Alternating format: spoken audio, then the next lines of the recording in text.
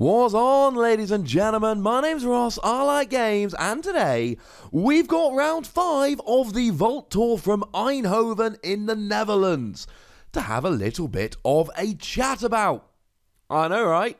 Sounds like fun. We've already seen round 4. I'll pop a link to that one in the description. Round 6 is coming later. So for now, sit back, grab yourselves a nice cold beverage, and enjoy round 5 from the Vault Tour in Eindhoven. Alright, ladies and gentlemen, we are back. We are in round 5 now of 6. Remember the rule? You've got to essentially go 5-1 or 6-0 in order to actually get yourself up into the top cut, get yourself into day 2. And we got a couple of players here, and as far as I'm aware, as far as I was told, we have got 2 4-0 players here, which is quite cool, right? We got a couple of players who are 4-0. This will get them into day 2. This will actually get them into the second day of Keyforge action, get them into that top cut. Now, I'm trying to get the deck list up, but unfortunately, a lot of these are European names. And what essentially happens is they've got kind of accents and all. And that's a little bit of a pain. So, guy on the left, Quentin Del Rue. I am currently struggling to grab the deck. Let's see what we can do in terms of finding it. Now, you do get a couple minutes at the start of a Keyforge game to essentially just have a look through your opponent's deck, see what they're playing, see what's going on. Oh. Well, that is not coming up at all. That is not coming up at all. That is a pain, if I'm honest with you, ladies and gentlemen. I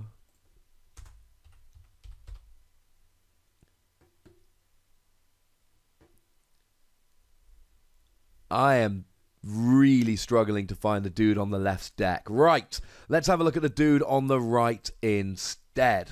Elbot. Wonder how many decks have Elbot in the name. 7.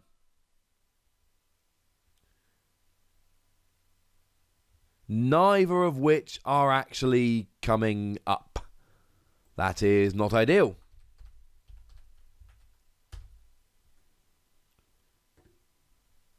Right, let's try this another way round, shall we?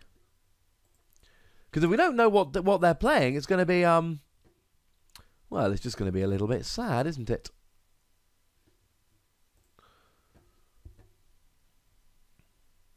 Okay, I cannot find either of these decks.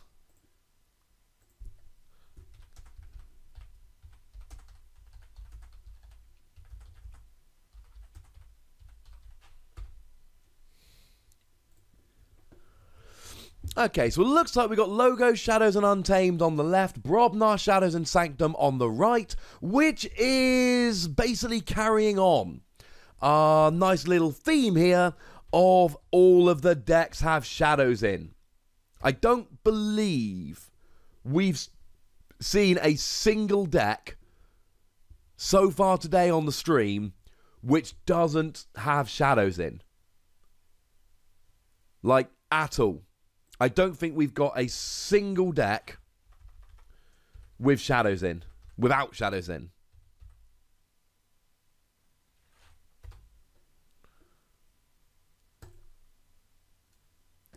Okay, so we start off with a Dodger and a Noddy the Thief. And we get an artifact down there as well. And it looked like Martin just played a Sanctum artifact. And he's got a Shadow. No, he's got another Sanctum turn going on here. It's a Horseman deck. We've actually got a Horseman deck going on, ladies and gentlemen. That's pretty fun. Horseman, of course, massively, massively hyped at the beginning. And since then, just fell off. People just kind of got a bit bored.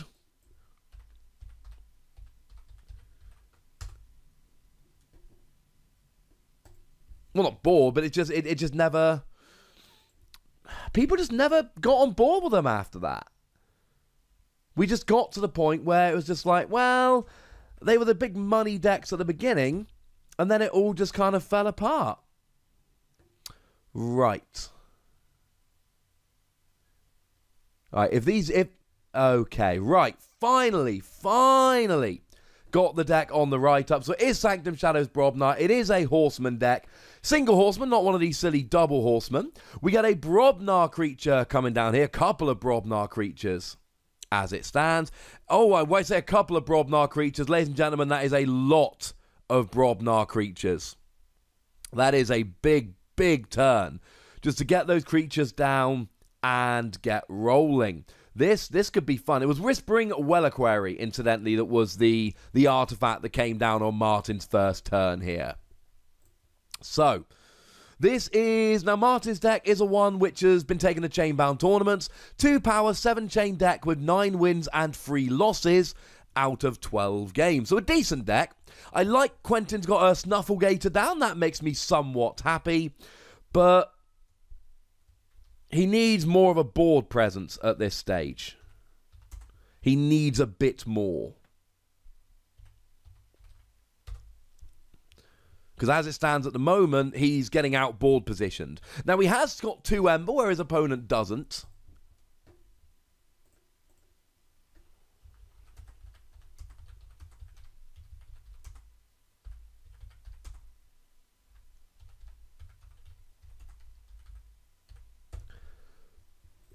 But he does not have the board position. Now, he has got another one. He's played a Shadows card there that does have an Ember bonus, which is quite nice. Now, the good news is, on a Sanctum turn, Whispering Reliquary will actually get rid of that artifact. And oh no, it looks like Headhunter's about to take down Snufflegator, which is a little bit sad. Yeah. Snufflegator does have Skirmish, so if it starts a fight, it doesn't take any damage back.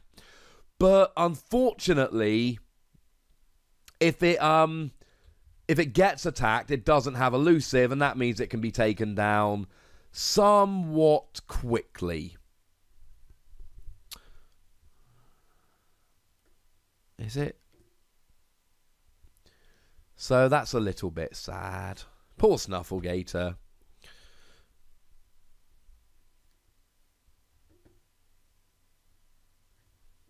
Makes me sad. I like Snufflegator.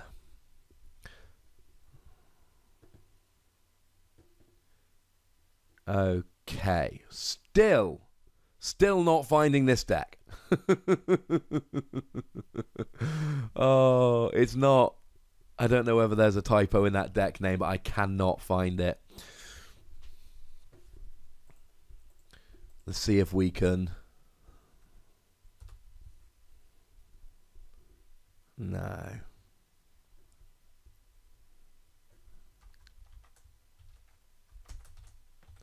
So, Quentin here, he's got the Ember. Got a damage on there, unfortunately. He's going down some logos, getting some creatures on the field. Now he's taking a damage on each of them when they go down, unfortunately. Hunting Witch, however, we like Hunting Witch. Yeah, so there's that cannon there from Brobnar, which is just auto cannon, I believe it is. Just putting 1 damage on everything kind of as it comes down. It's not auto cannon. I think it's one of the creatures, you know. Either way, it's taking everything that comes down is taking a damage, and that's a little bit sad.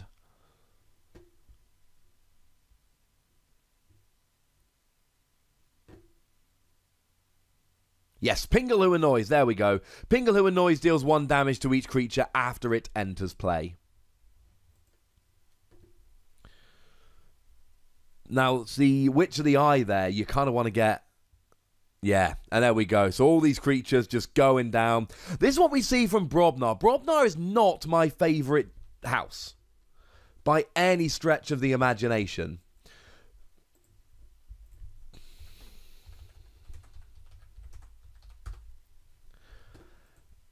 But it's good just for fighting and getting creatures off the board. Yes, and then here we go, and they just keep going. They all seem to have Gauntlet of Command. It's what he's using now, lets you ready and fight with a friendly creature, but if there is no friendly creature, instead of fighting, you reap. And then all of a sudden, Martin ends a turn with 7 amber, and he is going to be reaping pretty quickly.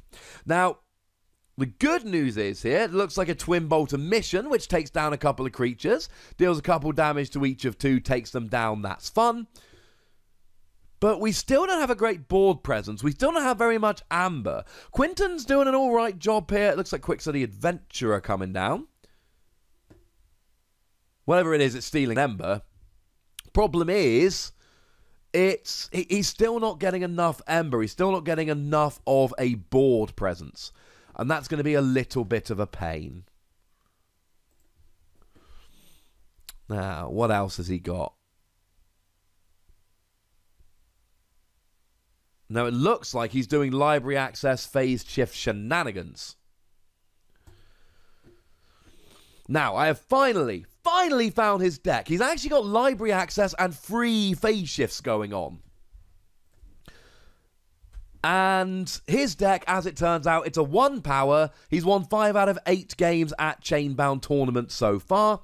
And, you know, you got library access and free phase shift.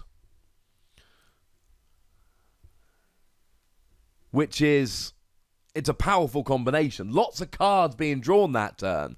But he's not doing very much. I mean, it's a fun little thing, but we need a little bit more. It's not actually doing enough. And that's an issue.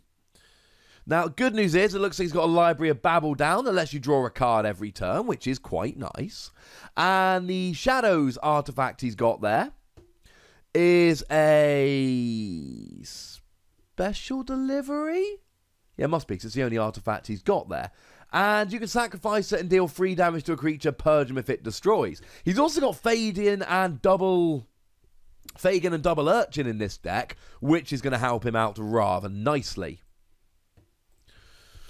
So, yeah, here we go. It's just, you know, that Rispering Reliquary, just getting rid of an artifact on every turn. And remember, artifacts come into play exhausted.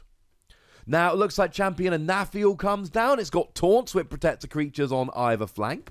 Then we see, looks like a Raiding Knight as well, that when you play it, no, captures an Ember. Apparently not. Because he did not capture an Ember when he came in. No, I'm fairly sure that's Raiding Knight. I'm fairly sure that's Raiding Knight, so it should have captured an Ember when it came into play.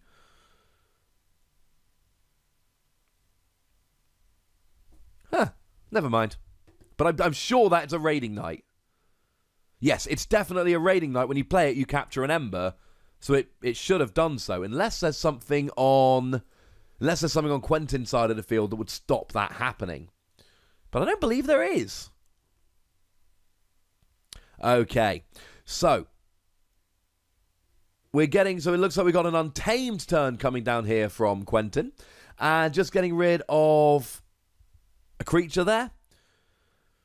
It's a slow start to the game for Quentin. He's got a Mermook down, which means that keys are going to cost 1 more to forge. That's good. And he's got 3 Ember. But Martin here, he's already got a Keyforge. He's got 2 Ember. And if we look at his side of the board, he's got a Horseman out. He's got the, he's got a lot going on.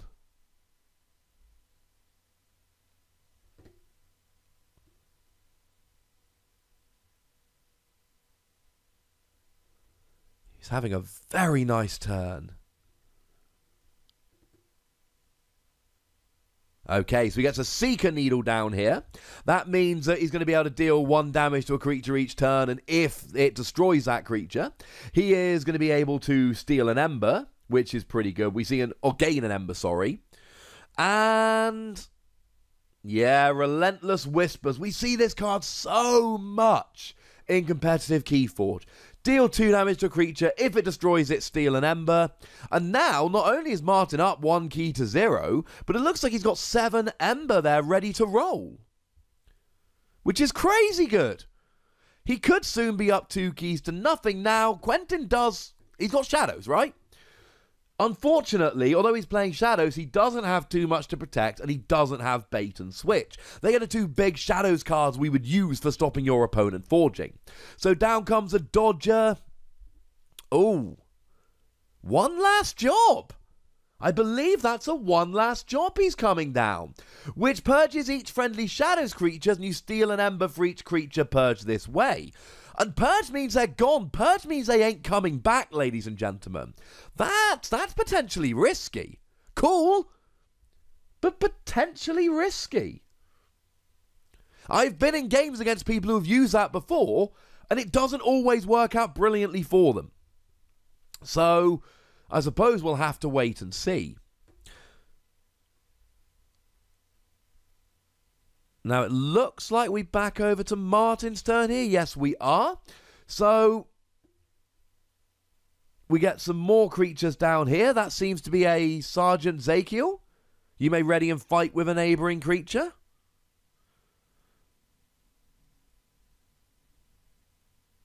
Is that Sergeant Zakiel? I'm going to say it is. I think they might be discovering that he should have captured an ember. I'm going to look so silly if that's not a raiding knight, or if it's something I've missed. Okay, I was right. It was a raiding knight, and he should have captured an ember. I feel vindicated, ladies and gentlemen. I feel vindicated. Now we see another one coming down here. We've got just a lot of stuff now.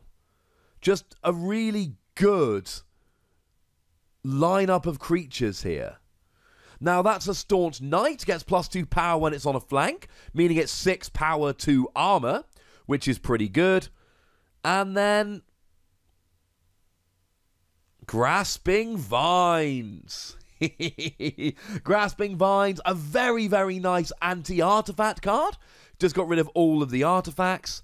And I did not see what that last card was, unfortunately. Now, one of the advantages for Quentin, he does play a key charge. And key charge does allow a mid-turn forge. So if he could get another couple of ember next turn, key charge to forge a key, and then get enough ember to forge at the beginning of his next turn, I think that's how the comeback comes in here. I think it's extremely difficult. No, and that's just it. Martin wins a very, very quick game, gets a lot of creatures out, and he just stops Quentin doing anything. And Quentin seemed to be playing that whole game, getting rid of an artifact and getting rid of a creature and just trying to slow his opponent down. And while he's trying to slow the opponent down, Martin's just gathering up ember. That was a very quick win, and it was constant pressure. It was lots of creatures, getting the artifacts down, little bit of disruption, and Quentin just never really got anything going. And that's a shame for him. I mean, if these players are 4-0, like I'm led to believe, then that still means Quentin's 4-1. But it means he goes into a win and in next round, whereas Martin has gone and qualified himself for the second day. So good game all round. I've not been a huge fan of Brobnar or Sanctum. Certainly, had I opened Martin's deck here, I would have gone, I mean, I like the Horsemen because people are loving them, but I mean, look, his Shadow Suite is great with too much to protect, 2 Relentless Whispers, a bait and switch, but I'm not a fan of Brobnar. I'm not a huge fan of Sanctum, but Martin, ladies and gentlemen, he is making them work. So congratulations to Martin, who seems to be moving on into day 2. And Quentin, unfortunately, did lose, but he's got a winning in next round, so that's going to be all good. All right, ladies and gentlemen, so hopefully that was a little bit of fun. I will be back with round 6 rather shortly indeed. For now, just make sure you like this video, subscribe to this channel, and follow me on Twitter at the Wossy, where we talk about games like Keyforge. I'll get some discussion going down in the comment section. That'll be fun. We will be live about 9 AM tomorrow UK time for the finals. So, yeah, make sure you're tuning in for that. But by far the most important thing as always, look after yourselves till next time. Thank you very much for watching. My name's Ross, and you've been watching Wossy Plays.